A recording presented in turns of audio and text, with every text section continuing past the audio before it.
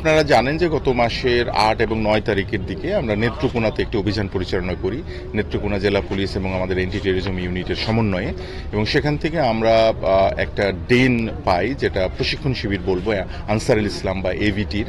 তো সেখান থেকে প্রাপ্ত তথ্যের ভিত্তিতে দেশব্যাপী আমাদের অনেকগুলো অভিযান পরিচালিত হয়। সেই অভিযানের ভিত্তিতে আমরা গতকাল সামওয়ানকে অ্যারেস্ট করি কক্সবাজার থেকে। তার কাছ থেকে প্রাপ্ত তথ্যের ভিত্তিতে গতকাল থেকে আমাদের কয়েকটা টিম নারায়ণগঞ্জের এই এলাকাতে কাজ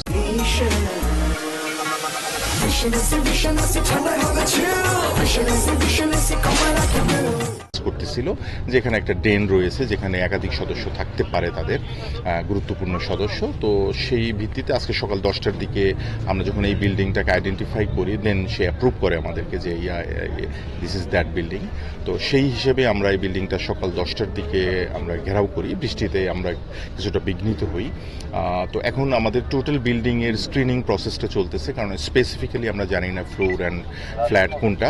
তো সেই হিসাবে আমরা একে একে এই বিল্ডিংটাতে এখন ইভাকুয়েট করতেছি। দেন ইভাকুয়েশন প্রসেসটা শেষ হলে দেন হয়তো বা আমরা স্পেসিফিক্যালি পার্সন কেউ এখানে আছে কিনা, বা তারা এখনও আছে কিনা, বা স্পেসিফিক্যালি তাদের রুম কোনটা, সে রুমের কিছু ম্যাটেরিয়ালস থাকার কথা, যেটা আমাদের কাছে তথ্য আছে। কেননা এখানে যে থাকবে সে একজন প্রশিক্ষক এবং সে বোম সংক্রান্ত ব্যাপারে তার একটা এক্সপার্টাইজ রয়েছে বলে আমরা জানি। তো সে প্রিকশনটা রেখেই আমরা মূলত ইভাকুয়েশনটা করতেছি, এবং আশেপাশের ইলেকট্রিক লাইন এবং গ্যাস লাইনগুলো হয়তো কিছুক্ষণের মধ্যে আমরা বন্ধ করে দিব, এবং আমরা সোয়াট টিম সহ ভিতরে প্রবেশ করে পরবর্তী যে আমাদের আভিযানিক যে কার্যক্রমটা সেটা পরিচালনা করব।